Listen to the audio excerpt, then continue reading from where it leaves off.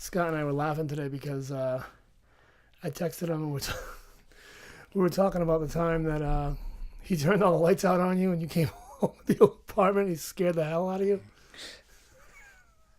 Do you remember that? Vaguely.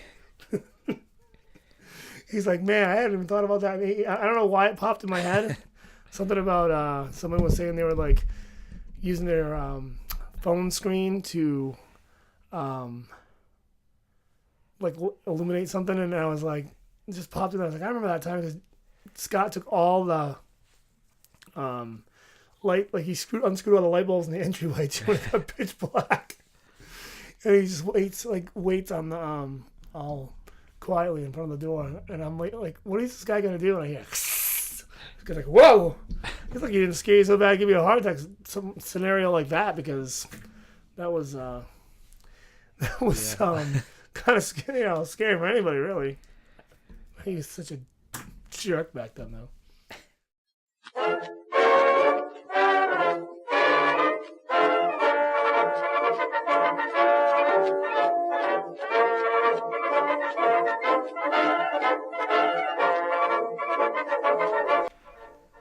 Welcome to the Quick Diz Takes podcast. I am your host once again, Tim LeBeau, alongside for the third straight week, Johnny Mailman Baby, and Johnny Baby Mailman. You know, whenever I feel like calling for the week. The podcaster formerly known as John. So one I thought of today at work, but it was pretty clever. Whatever works. Anyway, real quick, we're gonna do top 3 attractions. Well, we're each going to present a list of top 3 attractions we have for the Magic Kingdom on today's show, but we usually record this on a Sunday or a Tuesday. We got some scheduling conflicts, so we're here shooting this on a Friday, which means we've seen a crap ton of Galaxy's Edge things over the last few days, and I would be remiss if we did not discuss it real quick. So, other than the fact that Galaxy's Edge is, to me, looks more amazing than I could even possibly have imagined. Oh, it looks incredible. Just, yeah. What stuck out to you as the coolest feature? Well, for some reason, that pod racer thing that's cooking the meat is just, I don't know why that just stands out. Yeah, and it has you see the droid. And the droid that's pretty wild. Like, that was crazy looking, and then what was the other thing? Like there's that I've seen a couple pictures of just looking down the marketplace, like walkway there. Just looks. Yeah, it just looks so good.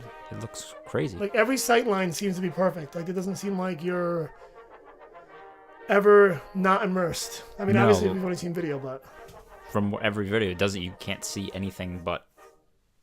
I mean, you can't see anything sitting over a tree or anything. Yeah, now that's living with the land I can get down with. Yeah. Living with the Galaxy's Edge land. I'm a little... The Millennium Falcon looks pretty incredible. I actually heard that from DSNY Newscast was mentioning that the video doesn't even do it justice as far as like the way the screen looks and how the special effects look on the ride. Because it looks like... It's pretty insane. The idea that you can go with a group of friends and fill the cockpit up with just people you know, like a ride vehicle with just people you know. Yeah, it's cool. Yeah, that'll probably. I mean, yeah. Instead of going, because I've heard some people have gone on it and they didn't know other people, and that may ruin their experience. But if everybody went that you knew, it just I don't know. I wonder what it'll be like. What's going to be like when the person that's piloting the attraction isn't doing that great of a job, and like maybe you're like, what was it, an engineer? I think it's one position, and then maybe you're a gunner that's totally in the back. Yeah. Because I wonder. So I'm assuming obviously you're a gunner, so you're just shooting things, and if he's not steering, he or she is not steering the ride vehicle the way you want it to go, might get a little frustrating, but that remains to be seen how. Fans get when they go on that things in mixed groups, or if you get a young child piloting John gets behind the wheel of that bad boy, and we're in trouble. We're crashing all over the place.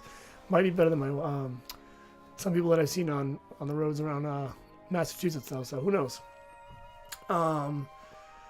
The thing that stuck out to me, by the way, I think was just the shopping district.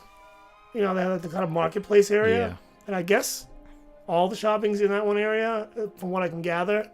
And the shops just look like nothing I've ever seen in any place ever. Like, it's literally... Well, I shouldn't say that. It's Harry Potter kind of has that thing going on, too. Yeah. So it's got that Harry Potter feel as far as it's themed out to the nines. I mean, there are literally animatronics just sitting around the store. I saw like in cages and things that give it more of a feel. Yeah, and it doesn't seem like there's like. Well, I didn't look at. I don't think I looked at it. It didn't seem like they're just selling a shirt that says Galaxy's Edge on it. It seems like you'd probably have to buy that outside of the land. It seems like everything's just what they would literally sell in like everyday on a life. planet. Yeah. Like if somebody was making a shirt at a flea market in real life, you would buy that shirt. Yeah. It doesn't have like it's not branded as much as it's just kind of it's from the land. I'm sure like the tag in the shirt is branded or something like that, but I mean, overall you wouldn't know. And that's I did say they had a couple of little areas where they did have some plushes and things like that. I knew there was no way they were going to avoid it completely, but I mean, come on, it's sick. And from everything, like I said, it's only video. It's Disney promotional video, so everything, all the angles are beautiful. Although you said you saw some on Diz, so I saw some, with them like live videos that they had put out. But it wasn't busy, right? When they were in there, or was it when crowded? they were in there? No, because it was their media day, I guess, and it was just everything looked huge and. Yeah, it does. It looks a lot roomier than I would have thought. Yeah, they made like the walkways look very. I mean, it seems like it's gonna hold. It's gonna be able to hold a big capacity. Because I feel like Avatar, Pandora rather, and Toy Story Land, which are the last two lands they've opened, don't really have the greatest amount of. I mean, they're not bottlenecking constantly, but they probably could have did a little bit of a better job with the room, and especially with Pandora being so popular. Yeah, and it seems like they have more walkways going in and out. So yeah, it seems a little cramped. And they do. What I noticed about Galaxy's Edge, they have the space and it seems practical. Like it fits the feel of the land. It's not like there was they made forced areas or like separate areas that didn't look right. Everything just looks. Everything just flows. Yeah. Like I don't know how to describe it. I would say the only thing that might look like a tad out of sorts, and it's like, and I'm completely nitpicking here, is the staircase. Like, but I mean, you have to have a staircase. What do you do? But I mean, even that kind of blends in about as good as it can. So they did not. They left no stone unturned when it came to building that land. And I think as we see more things and going down the road, maybe we'll do like a mini-sode or something about that land in general. But we're here today to talk about our top 3 attractions or favorite attractions at the Magic Kingdom and Walt Disney World. So without further ado, we'll get to that. We'll start at 3, work down to 1, and we will go one at a time, obviously, and see if we have any matches, things like that. So I'll go first. Number 3 for me is going to be Pirates of the Caribbean. I don't know, just classic Disney attraction, immersive. I hear that, I've heard over and over and over again. I went as a kid, but I don't remember this. But I guess Disneyland's is supposedly better. But if Disneyland's is supposedly better, then it must be great because the one in Walt Disney World is awesome to me. Because when did I go to Disneyland? I went to Disneyland maybe 10 years ago, but I really don't. I mean, I went on it, but I don't remember. It was longer, they say. Well, it is longer. It was longer, and it's got a couple more drops, but I don't remember. Like anything really shooting out at you? No. I just like how first of all, like I said, it's just classic Disney, which is always a good thing, but it's like very immersive. And, for the time it was built, too. I mean, you're talking the original was in the 60s. This one was built a couple years after opening in the Magic Kingdom. And it just still holds up. Yes, the animatronics could be better at times. But overall, I love going on that ride. I never miss it. And usually the wait time's not too bad. So it's always a good way to get out of the heat. And I don't know what else to say about it. I just think it's the perfect are one of the perfect dock rides Disney's ever created or anyone's ever created. I just can't really see a fault in any of it. I think it's just fun from start to finish. Now this is on my list. Should I say where it is on my list, or We'll go. Or do you want me to wait? Hold my comments for my thing. We'll let's see your comments, and then we'll just get to it when we get to it after. But yeah, I like the whole how it's a ride with you have the whole story. It's a nice beginning to end. It's a nice long ride. The part I like the best is when you come down that hill and then you turn that corner and that ship is is there. Yep. You got Barboza there yelling all his little silliness, and then the cannons all going off around you, and it's just like you feel like you're outside at night in the middle of a battle, and it just how it, then the songs start. I mean, you get the Pirates of the Caribbean music, which I that's one of my favorite soundtracks. Of course. And then then it goes into the pirate their song, and then it's just the whole awesome. Layout of it is, I don't know, it's just immersive, and yep. You just feel like you're just passing by this little pirate town. And, yep. And they do a great job of it. And I will say one thing in the negative, not really in the negative, but what I would like to see them do to it is, because their map projection technology has gotten so good in that scene with the pirate ship and everything, you get that kind of open night sky. Can we shoot some stars up onto the ceiling there and kind of give that more of a... Yeah. That'd be cool. Yeah. And I think it'd be pretty easy thing to do. I mean, if they don't, I don't care, but it would be neat. Even the changes they've made. I mean, I haven't been on it. I went on it right before they changed the redhead scene, so I've seen videos of it. It seems. Oh, so you haven't been in a while? Okay. Yeah, I think it was there right before they did it, and it seems okay. And then how they had changed the men chasing the women to the women chasing the men, but I kind of wish they would have just stood with it, because that's the time it was in. But yeah, it's not crazy changes. No, it's not, and the changes were pretty decent. If you but they're still drowning the poor guy. I mean, change him. But. If you refer to my "We Wants the Redhead" video on the channel, actually, I did a little video on that and talked about, kind of both sides of that argument, and how, I can see both sides, but overall, because Disney did a good job with the changes, it's not even worth being upset about anymore. Kind of what I came up with on that. Initially, I was kind of like, but once I seen what they did with it, I was like, all right, whatever. It still carries the story. It doesn't really sway it or anything, so. I'm just not, I don't really like her voice. Yeah. I don't know why I didn't, but other than that, I mean. Her walk-around character at Disneyland seems kind of funny. I don't know if you've seen any. I've seen some things about it, yeah. But I don't think, I know they made a bunch of those Funkos, and they still have them. I don't think it wasn't as big a seller as they thought it would be with the changing of her to a pirate, but. I gotta get one of those. I'm sure they'll still have them. Right now, I've only got Figment. I just got a Splash Mountain one, which I actually had to look through the internet to get, because could never find one in any store. But they have a Haunted Mansion and her. I want to get my hands on those. People usually gobble those right up, but maybe I'll find it in the parks next time I go. But anyway, on to your number 3, which is my number 3 is Splash Mountain. Ooh, okay. I like that it's, I like the long ride, so that's a nice long ride. I like the story of it. Most of mine are based, the story, you have the whole, them trying to capture Brer Rabbit. But then you have, Frog telling the story. It's just, I like the animatronics are good. Having little kids, they're very interested in it. And then, especially, going on a ride with them, and you see, you see that big drop at the beginning, and it's fun to watch. Even not my kids, little kids, thinking any of the little drops is that big drop, and they get scared or excited. But I just like the whole. You feel like you're in a cartoon, basically, in the on the whole ride.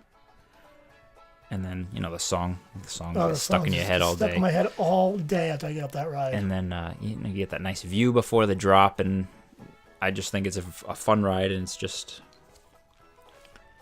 overall good. Yeah, I don't disagree with anything you just said, really. I mean, the show scenes, especially for, like, it's an older ride now, right? Like, it's approaching 30. But the show scenes still hold up because of that cartoony feel, too. You don't really need to, like, bump it up too much. Like, it kind of holds its own and kind of carries the story still to this day. I always feel like when I go on Peter Pan's flight, for example, like the ride and all, but every time I go through there, I'm using this as an example because I feel like this is like this is the perfect contrast. They're almost like mannequins, like black-lit mannequins in there. Yeah, I know they're not. And so you're just kind of like, okay, like I like this as a classic, but I don't know. Whereas Splash Mountain, you can tell it wasn't opened like last year or something, but it's pretty awesome, and it has just enough thrill too, which is a good thing about it for the family. And the end scene, I like with the boat and that's good. The get everybody there. Yeah, that's good, and the drop, like I said, drops like just enough kind of a thrill, and then the inside drop's my favorite part because I remember the first time I ever went on it, I didn't know it was coming. I was younger, and always kind of gave me a good memory of the thrill that gave me when I first experienced that. And I first experienced that one actually at Disneyland, and which is I guess a little bit of a different layout, they say, but I don't think it's anything too crazy of a difference. But yeah, that ride is like one of the best, dark rides, I would say. I would agree with that. It's not on my list, but it's still one of my favorites. It's a classic, and it's on. Like you said too, it's great when you get on. Like you sit down, you're gonna go for 10 minutes. It's not on and off. A lot of things they build today, I feel like a lot of on and off. Yeah, it seems like not long. Just want to push you through. That's nice. Like Frozen's quick. Yeah. Mine Train's quick. Love Expedition Everest, but it's quick. Things like that. So it is nice to get a ride that actually has a duration. With that said, Ellen's Energy Adventure was way too long, but that's another story for another day. You got 45 minutes to kill. I mean, that's crazy. It's nap time. Yeah. I mean, you talk about outdated animatronics. Wow. Anyway, so number 2 on my list, and we are going to move just a couple feet over. And maybe this one won't be a popular opinion. I don't know. Big Thunder Mountain. I just love this roller coaster. I don't know what it is about it. Obviously people like it and stuff, but I haven't heard or seen it on a lot of people's top 3s. But I just love this ride. I don't know. First of all, you got to sit in the back. I feel like if you don't sit in the back, you don't get the most out of the ride. So that's a pro tip for anyone that hasn't experienced that. Actually, on our last trip, they were going to seat us in the front, and I had asked to move to the back. So we had to wait like one more train through, but we got on. And Carrie's friend was like, what did you do that for? And I'm like, it's a big difference. And she had ridden it the day before for the first time. And then when we got on the back, she was like, you're not kidding. Like, you get whipped around. The speed, if you go in the front seat, you literally, by the time you're down any little drop, the brake lets go. You've ridden the brake, you know what I mean, all the way to the bottom. It's a big difference. But when you do that, it makes the ride an entirely different experience. And I just like the little scenes, the subtle scenes all the way through the ride. Once again, a pretty good length ride. Yep. The hills kind of slow it down here and there, which is a good thing in a way.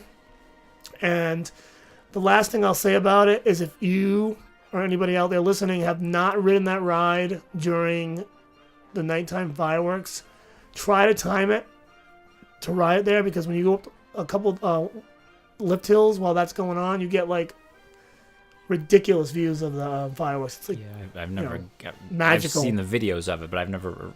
No, we usually always ride it during the day for some reason. I've never ridden that one at night. Yeah, try to make a mental note of that. Any thoughts on this ride? I do like it. It's probably my second favorite mountain. Yeah, because Splash on that, and then Space Mountain's my least favorite. Well, not that it's bad, but none of them are bad. That's the thing about these lists. I do like that. I like the what is it? Yeah, I like the whole. You see the little animatronic animals are on the outside. It's just an overall, like you said, it's just an overall good roller coaster. Just a nice. Once again, like perfect balance. Nice length. It's a for the nice family. nice fit. It's a good one for a first roller coaster for a little kid. Nothing is crazy about it. It's a nice fun ride. You go, the view, everything's nice about it. Now you've done Seven Dwarfs, right? Mm-hmm. Do you feel like I do kind of where Seven Dwarfs, and I'm gonna give away my opinion a little bit on this, even though I got a video coming out soon. Do you feel like it almost doesn't even need to be there because it almost tries to do the same thing and maybe not as well? Yeah, and I know they try to make a big deal about the movement of your. Yeah, I know. And I don't feel any different riding. I mean, it's. If you sit, I've noticed this. If the train comes to a stop, or you're mindful of it, and you try your hardest, you can kind of get the thing swinging a little bit. But I'm not really sure what that's bringing to the table as far as your experience on the ride. So No. I don't know. But yeah, Thunder Mountain definitely rock solid, and definitely my favorite of the two mine train rides in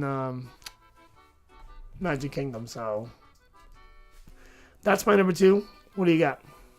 My number 2. Well, my number 1 and number 2 could be interchanged depending on the week. So this week it is the Haunted Mansion is number 2. I've always been a big fan of Halloween and that ghost and all that stuff. So it's that stuff that drew me to the ride, and just again, it's a nice long ride, and with the updates and everything, it tells more of a you get more of the story of going to the mansion, the attic, going out into the graveyard and everything. It's just another one with the song. The song's in your head all day after you ride that. The animatronics, while some in the graveyard, just the popping of heads up might be a little cheesy, but the newer version of the bride is good. Yes, definitely. The Leota floating around is still very cool, and then the little Leota at the end too is. Yep. It's just over. And then that ballroom scene is probably my favorite scene. Oh yeah. You got just so much to look at. You'll see something new every single time you go on it. I've never gotten stuck on that there. I'd love to just get stuck there and just be able to. So funny thing. Figure it all out. Our last trip, we got stuck on that particular scene, and so long that they actually cut the audio and everything. We didn't get lights on. We didn't get that far, but they cut the audio. I want to say we were in there for about 10 minutes, stuck on that scene. And then by the time we got out of it, they gave us fast passes and everything for the inconvenience. But, so that's my number 1. So, kind of just probably all this together. That ride, to me, is my favorite ride in any Disney park anywhere. Now, with that said, I haven't been to Tokyo Disney and things like that yet. And I haven't ridden the Indiana Jones yet in Disneyland. It wasn't being built when I was there last. With that said, though, from everything I've experienced so far, my Disney adventures, I love Haunted Mansion. I will go on Haunted Mansion anytime anybody wants to do it. It just never gets old. I can just focus on one side. I can just focus on the details of each scene and find something new every time. It never fails. I mean, I can just watch the ride-throughs all the time. I love the ride. I love everything about the ride. I love the feel of the ride, the smell of the ride, what the uniforms the cast members wear on the ride. I mean, it is like Galaxy's Edge caliber theming in that ride.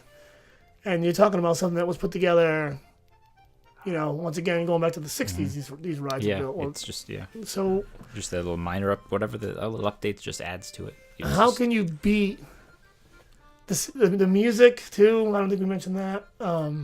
It's just awesome in the graveyard scene and all that stuff. So it kind of like captures that quirkiness, too. So it doesn't take itself too seriously, which I like.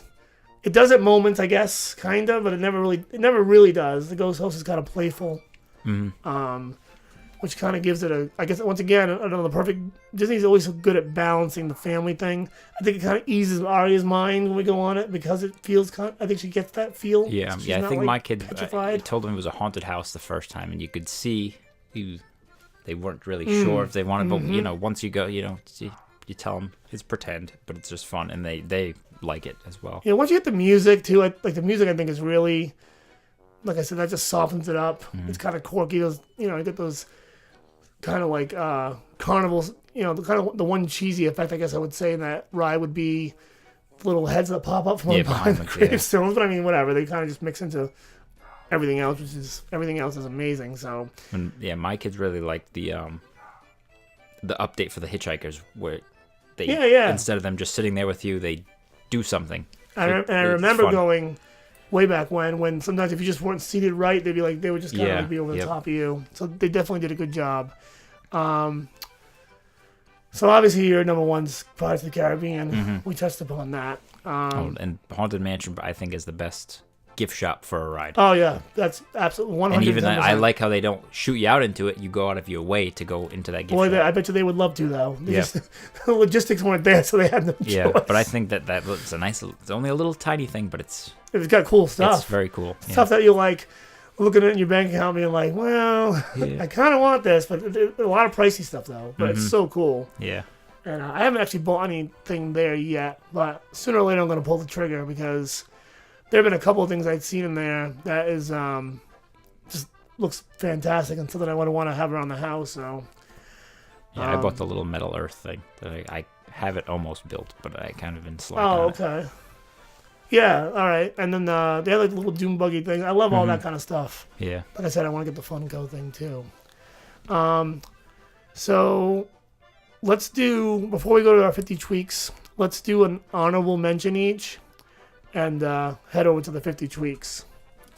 All right, so quickly, honorable mention. I'm going to go with one, not a ride, but one of my all-time favorite Disney attractions. And I know it's a little bit outdated, but I'm holding out hope, and I do think they're going to do it for a refurbishment. It's very due. And I actually mentioned it in a tweak, one of the earlier episodes that we did on the podcast when Dan was co-hosting. Anyway, it's Carousel Progress over in Tomorrowland. I love it. I know people make the joke, oh, it's time for a nap, things like that. And I get that too because it is a long, you get 20, I think it's like a 20-minute show or so. It's AC, comfortable. Never that many people in the theater, so you could probably sprawl out. Yep. But I mean, are you gonna? I don't know what your feelings are on this yet. But can you sit there and tell me, it's not kind of interesting when you go through the little time periods? I absolutely love that ride. I make sure I go on it every single time I'm in Disney. The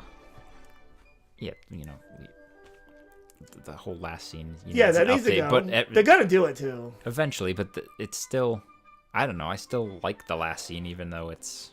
It's kind of like we talked about with Spaceship Earth last week, where it needs like smartphones need to be like someone's got to have a smartphone in their hand, and that's gotta like maybe someone texts from the couch to the kitchen or something, like a little hardy har har kind of gag there with something like that. And then obviously the video game looks like something we played like in the early 90s. But the first scenes are they're perfectly fine. It kind of has the Epcot-itis where that part of it's always going to hold true because those it's a period piece, those parts. Yeah. And I always wondered, and I'm assuming they can't do this because when you first sit down and they open the curtain, it just says Carousel Progress. Can you open that part of the stage up and like put another scene in? Yeah, but that's the same thing. I'm guessing the stuff that rotates might be going in through there. I don't know. It must be. I can't really figure out like the logistics of the ride in my mind, but I'm assuming that the stuff that you see spinning behind the curtains on the sides when they light up the different rooms probably go in and out of there. Although it'd be different angles. I don't know, but hypothetically, if they could do that, it'd be cool to kind of keep that 90s scene and then then get us up to date. But one way or the other, every X amount of years, you're going to run into that problem with that scene. You just can't, what are you going to do?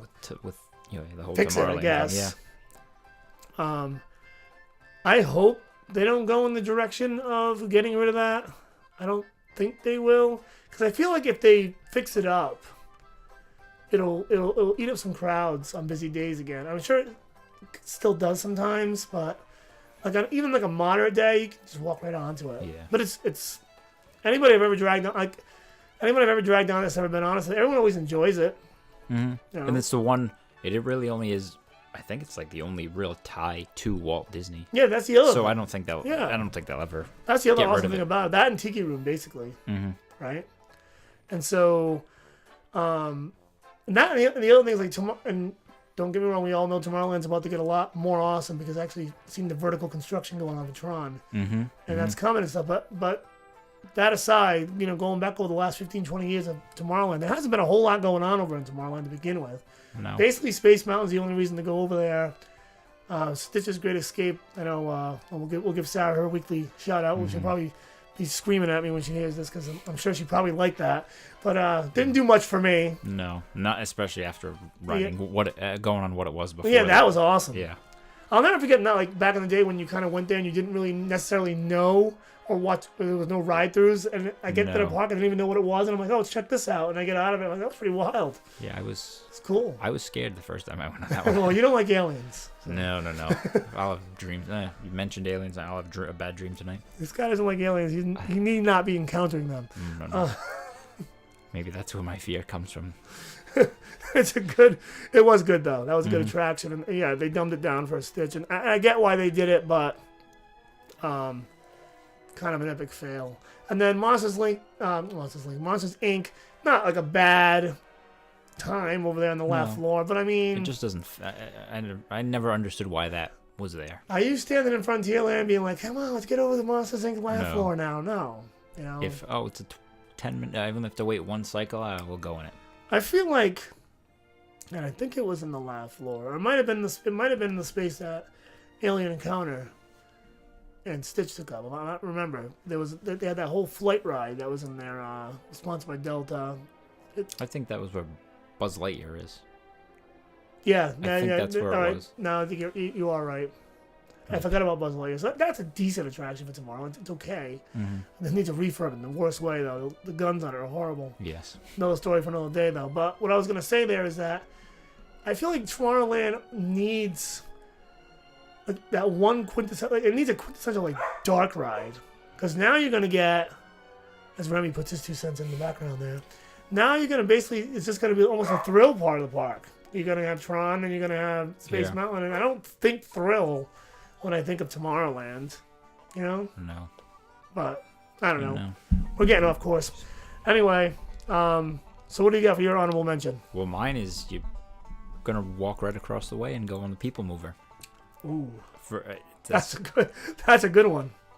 for something so simple as you're up above on a track, it's just I have to go on it every single time I'm there. Sometimes more than once. Yeah, I mean usually it's it's a walk on, so you can just go on. You get an awesome view of the castle when you come around that corner. Yeah, you get a great view.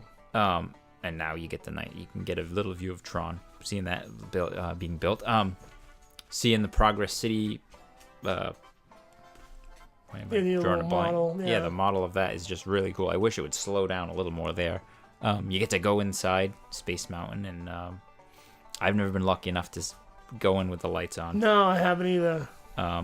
You get a little taste of Buzz. You go through that, and then what is the other one? You go through the top of the shop there.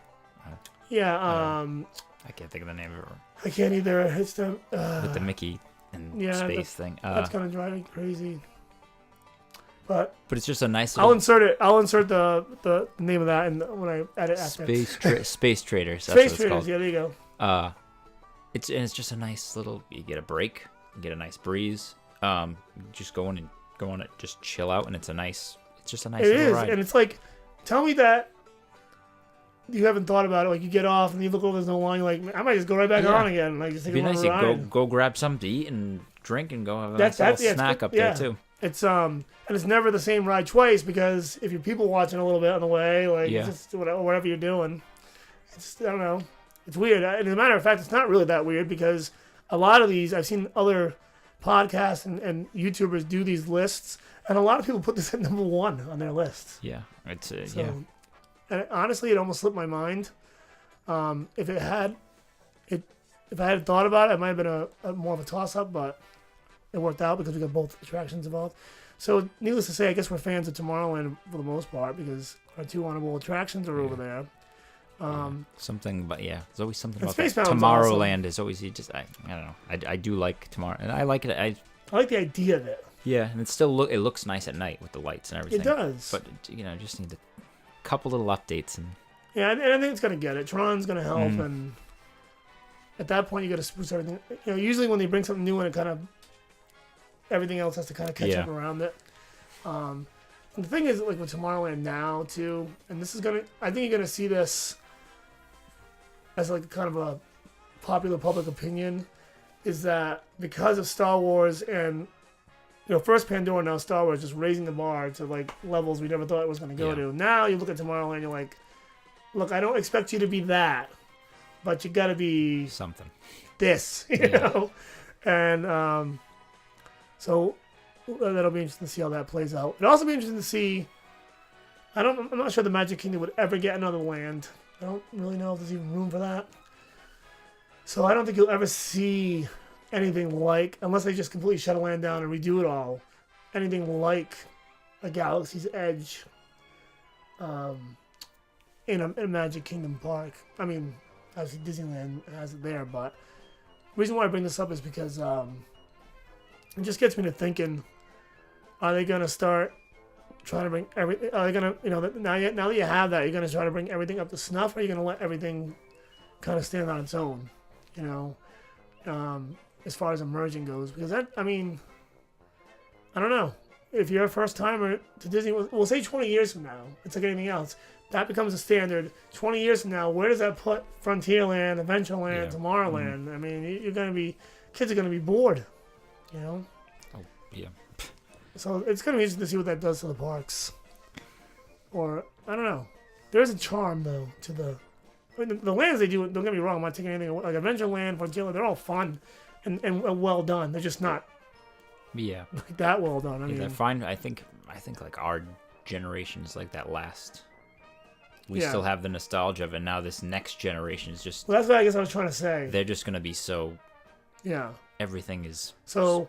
Needs to be. Aria and John and James, they're going to visit there sooner or later. And when they do, and they see that, kids' minds have to wander. Like, why isn't this land as good as that land? They'll at some point ask that question. Mm-hmm. And I think Pandora and Harry Potter over in Universal are probably the only two that even hold a flame up to that right now. And even like that thing's even dwarfed Pandora from what I can see right now. But we'll see. Anyway, we got a 50 tweak real quick. Did you have anything today?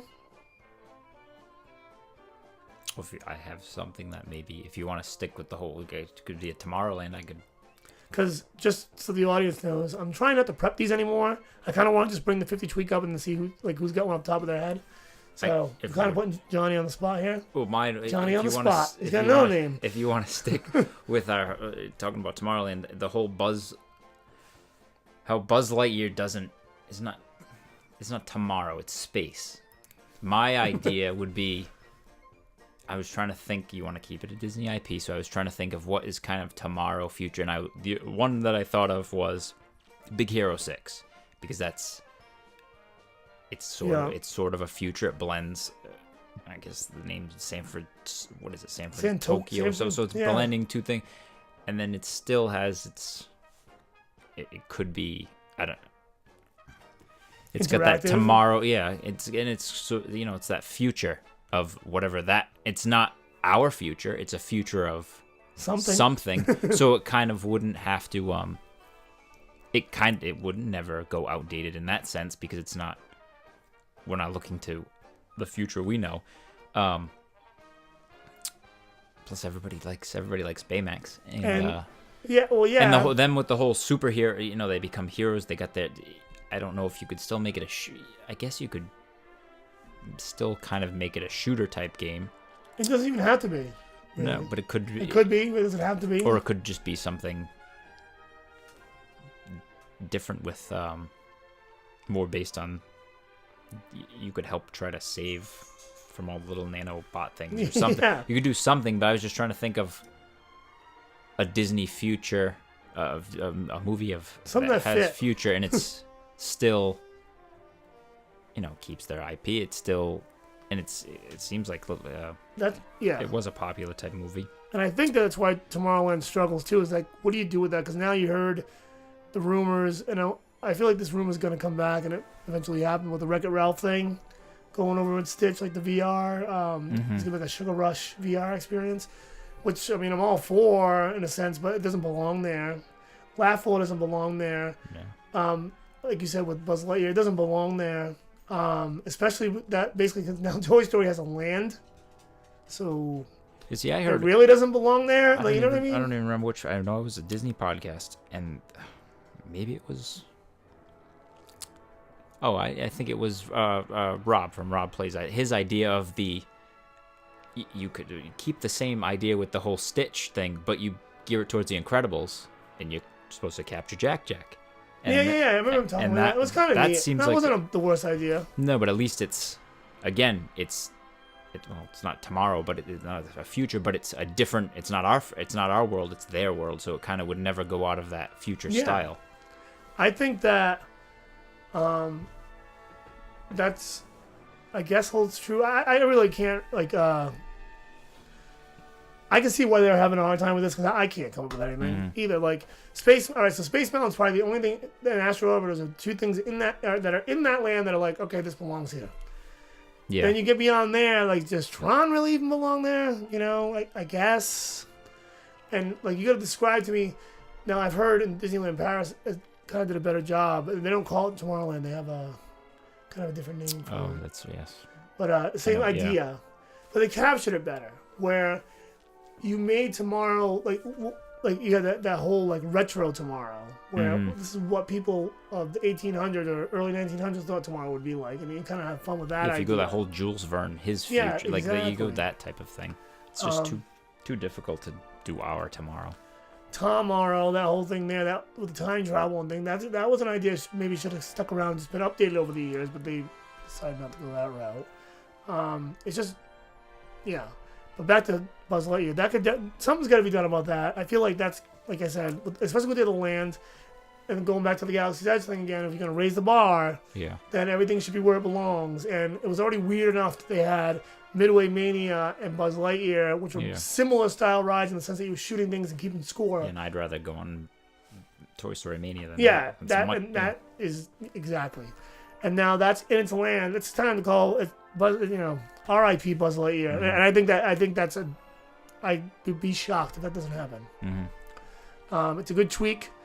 I don't think they'll get it done before 50 years, but within the next 5 to 10, I can see that happening. I mean, they just reskin it. That's what they'll probably do. Like you said, they'll pick something and just reskin it. Yeah. Do they put? I mean, I don't think they put.